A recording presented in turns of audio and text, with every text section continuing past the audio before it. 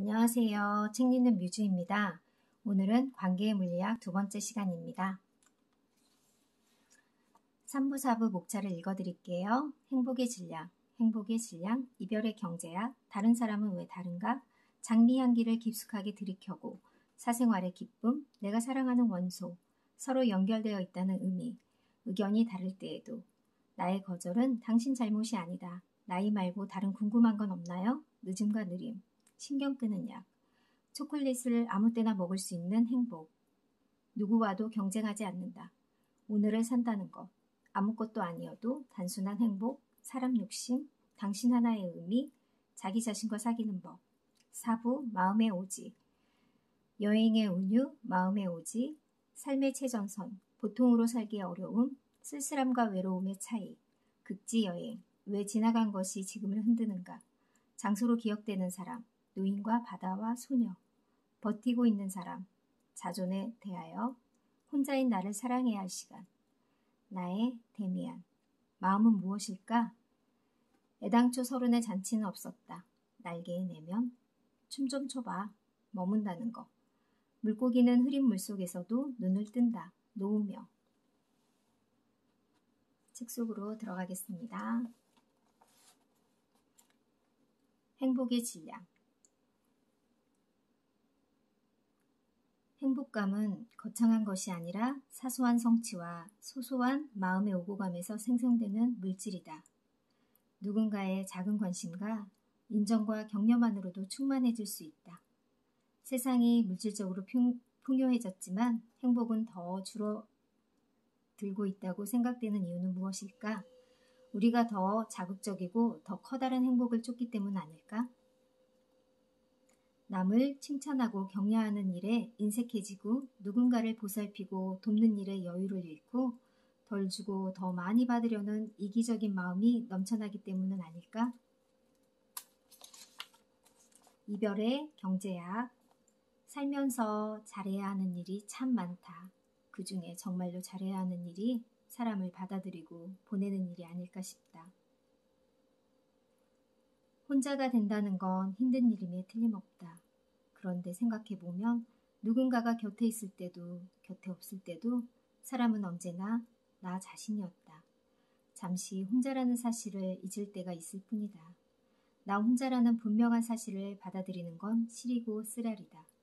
이 쓰라린 통증이 스물에도 오고 서른에도 오고 마흔에도 오고 죽는 순간에도 찾아온다. 앞으로도 겪어야 할 이별이 아직도 우리에게 한참 많이 남아있다는 뜻이다. 삶의 정답이 없듯이 이별의 정답이 있을 리 없다.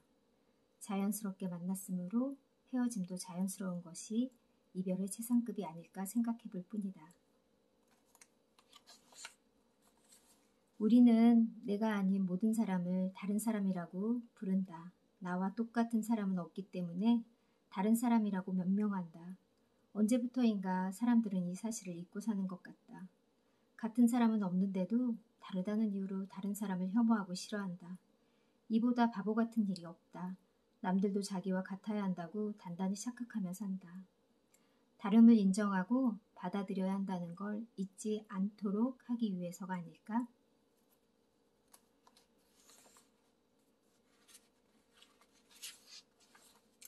런던을 가면 해머스미스라는 지역에 시내 한가운데 마그럽이라는 공원묘지가 있다.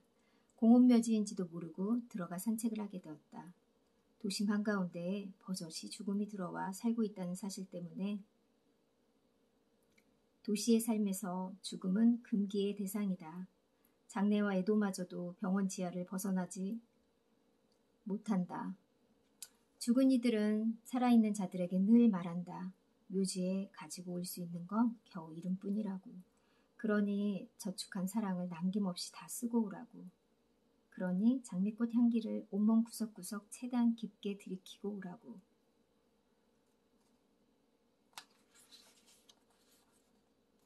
사생활의 기쁨. 관계라는 도구를 서로 공동 사용하기로 합의한다는 것을 의미한다. 관계 맺음을 이렇게 정리했습니다. 나는 어떤 사이든 바람직한 관계는 서로의 사생활이 보장되는 관계라고 믿는다. 어느 한계 지점까지 말고 들어오는 걸 허용하거나 양보할 수 있어도 사적 영역 전체를 통째로 내줄 수는 없다. 사생활이란 한 사람의 고유한 전체성이고 존재의 근거지다. 어떤 누구로부터든 지켜지고 존중되어야 할 신성한 공간이 사생활이다.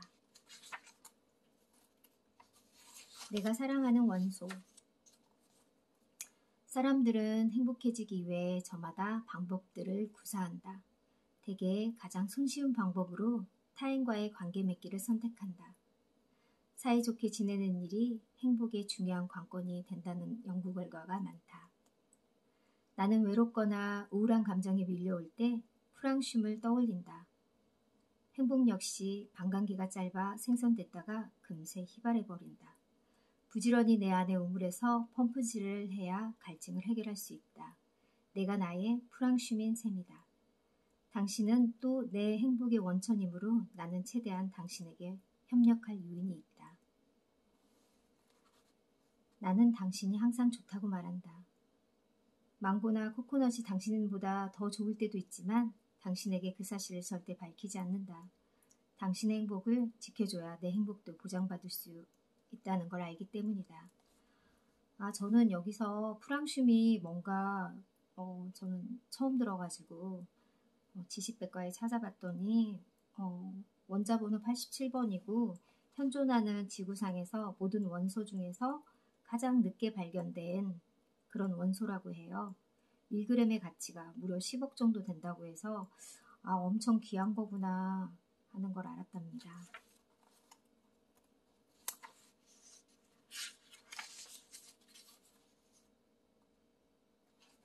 의견이 다를 때에도 사전에서는 일상에서의 만족감과 기쁨을 느끼는 상태를 행복이라고 써두고 있지만 예전에는 조화로운 상태를 행복이라고 정의했대요. 서로 잘 어울리는 상태. 그리고 이 저자가 예전에 시골 농가에 묵을 때였는데 거기에서 어떤 허름한 남자, 무척 가난해 보이는 남자를 만났대요. 그런데 그 사람의 얼굴에는 근심이라고는 하나도 찾아볼 수 없고 환한 미소를 갖고 있는 남자였나 봐요. 그래서 저자는 당신은 행복한가요? 하고 물었대요. 근데 그 남자는 계속 환하게 웃기만 했대요. 그래서 왜 이렇게 웃기만 하냐고 하니까 좋아서요. 그러면서 그 남자는 저기 앞산 삼벚꽃이랑 아카시아 꽃들이 보이죠? 행복하지 않을 이유가 없잖아요. 돈을 주고 사는 것도 아닌데. 나는 정색을 하고 그에게 물었다. 아니 근데 뭐 때문에 그렇게 행복한데요? 그랬더니 그 사람이 어디를 가리키고 있었는데 그 가리킨 곳은 아내였나 봐요. 왜 아내 때문에 행복해요? 하고 나는 다시 물었다. 아내랑 다투기도 하잖아요. 아내랑 싸워요? 당신은요? 하니까 저자께서는 나는 솔직하게 그렇다고 대답했다. 그가 다시 물었다. 사랑하는데 어떻게 싸울 수가 있죠? 서로 의견이 다르거나 감정을 이해하지 못할 때 다투기도 하는 거 아니냐고 나는 대려 물었다. 의견이 다른데 왜 다퉈야 하죠? 그는 간명하게 대답했다. 똑같이 사랑하죠. 내가 생각 못한 다른 의견을 들려줘서 오히려 고마운 일이라며 그는 어려울 것 없다는 듯이 말했다. 그리고는 나를 보며 또 환하게 웃는다. 마치 행복만을 살아가기 위해 이 세상에 온 것처럼. 저는 이 글을 보고 그 사람은 정말 사랑이 가득 찬 평안한 얼굴을 한 사람인가 하는 생각이 들었고 이분은 진짜 사랑이구나. 요즘 말로 진짜 찐 사랑을 하시나 보다. 그런 생각이 들었어요. 의견이 다를 때도 사랑한다. 생각보다 쉽지 않지만 의식하며 사랑한다. 저자는 그 남자에게 배운 대로 그런 생각을 했대요.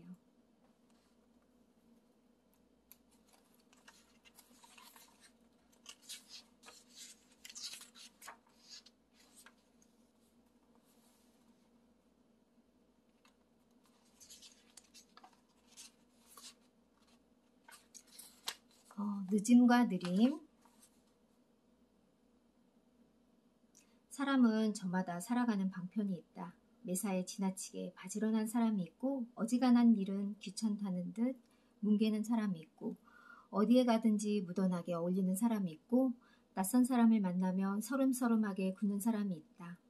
성공의 기준으로 돈 많이 버는 능력의 기준으로 평가하지만 않는다면 평범하게 사는 사람들은 참 피곤하고 성가시게 만드는 말이 바로 성공이다. 왜 성공의 잣대로 모든 걸 재려는 것일까? 성공하지 못하는 삶이 아닌가? 왜 다들 그렇게 성공에 목매달고 사는가? 내 생각에 사람은 살면서 딱 한 가지만 성공하면 된다. 그건 누구나 성공 가능한 일이기도 하다. 죽는 일이다. 버티고 버티다가 퇴장당하기도 하고 오랫동안 착실하게 준비해 아름답게 마무리하기도 한다. 어쨌든 각자에게 주어진 만큼 살아내고 죽는 거니까 확실한 성공인 셈이다. 나는 앞으로도 나의 속도로 살아가려고 한다. 나중에 죽음 하나만 잘 성공하고 싶다. 나의 진가 따위에 연연하지 않고 미룰 수 있을 만큼 미루고 미루다가 남들보다 조금 느리게 가려고 한다. 신경 끄는 약. 신경을 쓸 수밖에 없는 게 현실이라면 내게 소중하고 행복한 일에 더 몰입하면 된다. 거들떠 보지 않아야 할 일은 철저하게 무시해야 한다. 자꾸 애쓰고 참아내고 신경을 곤두세워야 하는 관계라면 그 관계는 나를 위한 관계가 아니라 상대방을 위한 관계가 틀림없다. 과감하게 정리하자. 그래도 관계는 남아돌고 그래도 신경 쓸 일은 천지에 널렸다. 초콜릿을 아무 때나 먹을 수 있는 행복. 나는 복잡한 걸 싫어한다. 여러 가지 메뉴를 파는 집보다 한 가지를 제대로 잘하는 집을 선호한다. 나는 초콜릿을 먹을 때 무척 행복감을 느낀다. 저자는 초콜릿에 대한 정보나 이게 어디서 만들었을까? 원산지 이런 거는 그렇게 중요하게 생각하지 않으신데요. 초콜릿 먹는 행위 자체를 좋아하고 먹으면 단순하게 행복해질 뿐이다. 나는 게으름을 피우고 권태로울 때도 행복하다. 다른 모습의 나로 산다면 좋았을 거란 생각을 하지 않는 것. 나는 이 말이 참 마음에 든다. 자꾸 남의 능력과 자신의 모자람을 비교하면 위축되고 시기심이 일게 된다. 시기심은 자신을 초라하게 만든다. 행복은 창고 안에 무엇인가를 가득 채워넣는 일이 아니라 내가 창고의 열쇠를 갖는 일. 언제든 초콜릿을 마음대로 꺼내 먹을 수 있다.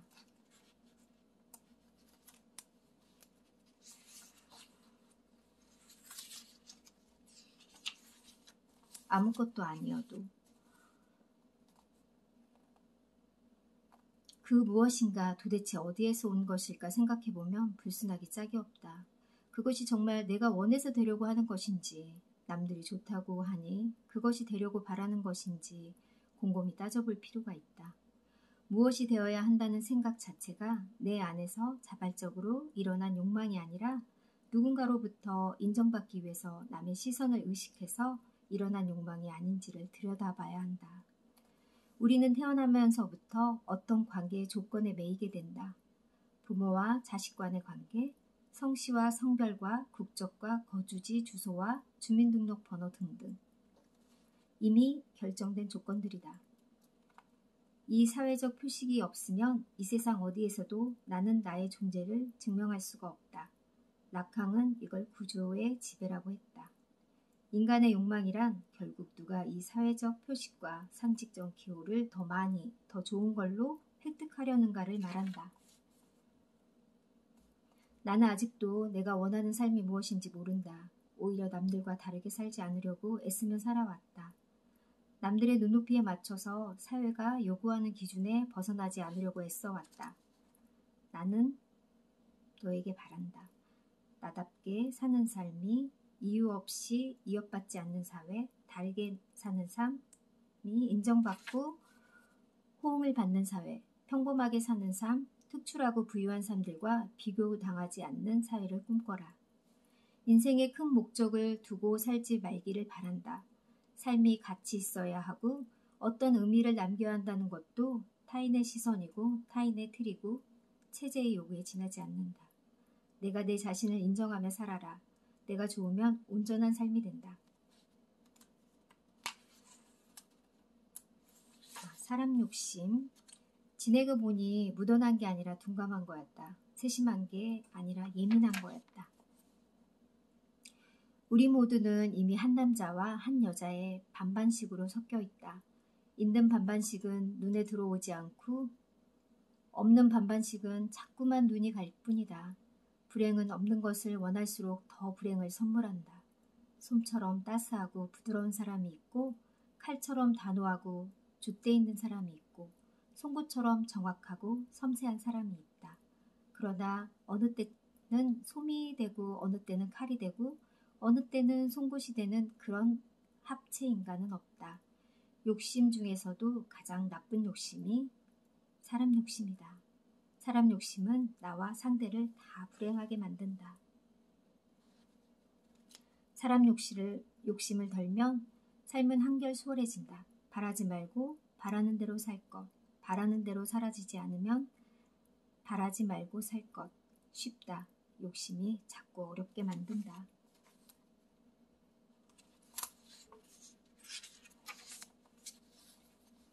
자기 자신과 사귀는 법.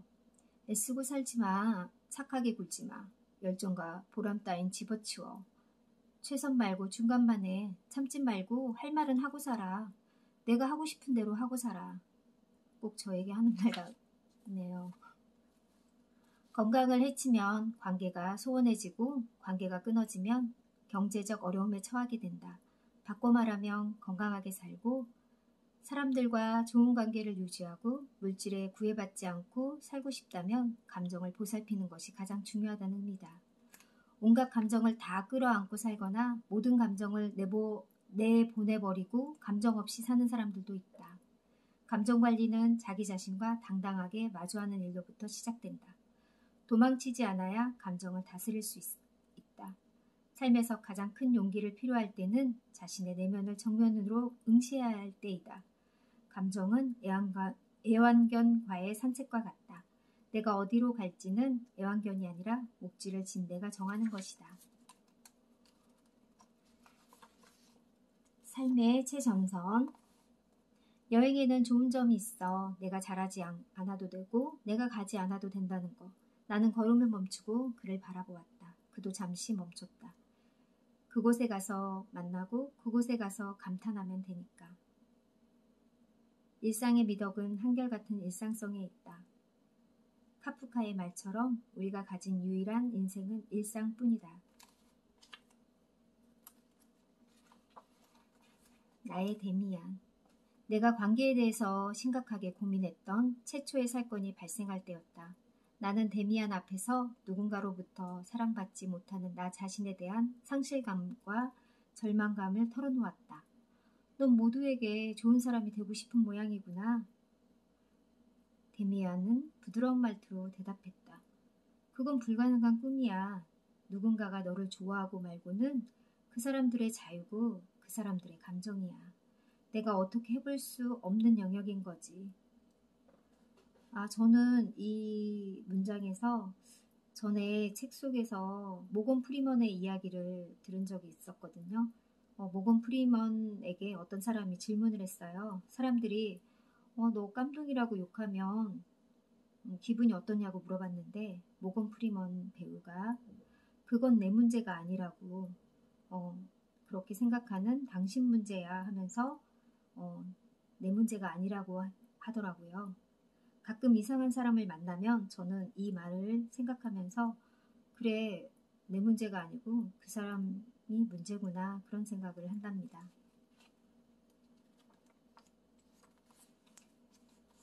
마음 상태를 맑게 유지하는 비결이 있다. 사람들은 유상하게도 마음 용도를 무엇인가를 담는 그릇이나 창고로 쓴다. 온갖 잡다한 생각들과 지나간 일들과 심지어 상처까지도 거기에 저장해둔다.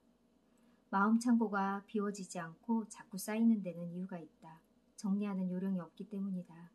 마음 내부가 아니라 외부에서 일어난 사건이므로 외부에서 처리하고 마무리해야 한다. 외부의 일들을 무심코 안으로 들인다. 마음은 내 것이 아니라 외부에서 일어난 사건들의 차지가 된다. 마음자리를 몽땅 내주고 머물 곳이 없어져 방황하는 신세가 된다. 관계가 힘들어지면 마음 사다리를 내리고 들어가서 빗자루로 청소하라고 하네요.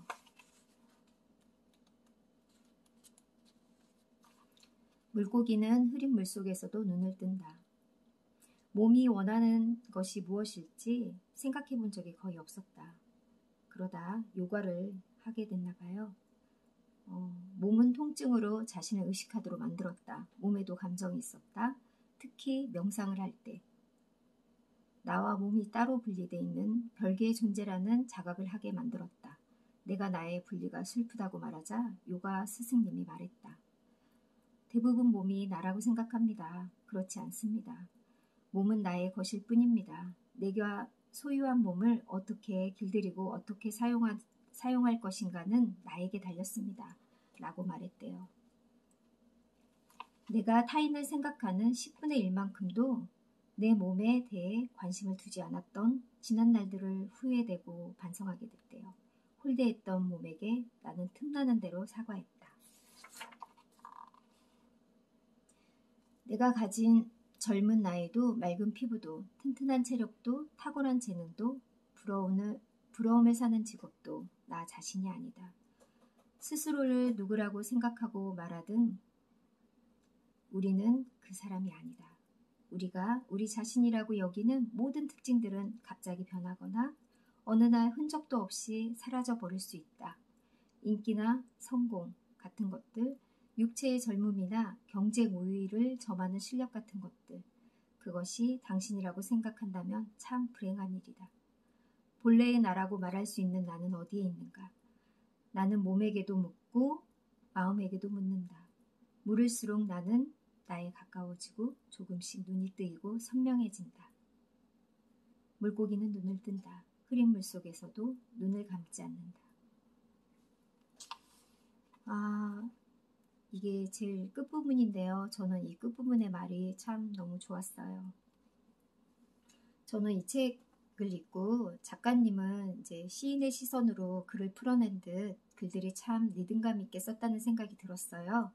반복적인 운율 같은 느낌도 들고, 그리고 이 글을 눈으로 볼 때보다 제가 이렇게 소리내어 이렇게 읽으면서 이런 작업을 하다 보니까 더 정말 시처럼 운율과 리듬감이 느껴져서 이 작가님의 글이 아름다운 곡을 듣는 기분이 들었거든요. 그래서 이 책을 선물해 주신 그 분께 정말 감사하고 저는 아무튼 이 책이 너무 좋아서 여러분들에게 소장해도 정말 좋을 그런 책이라고 말씀드릴 수 있을 것 같아요. 오늘은 여기까지 하고 마무리할게요. 감사합니다.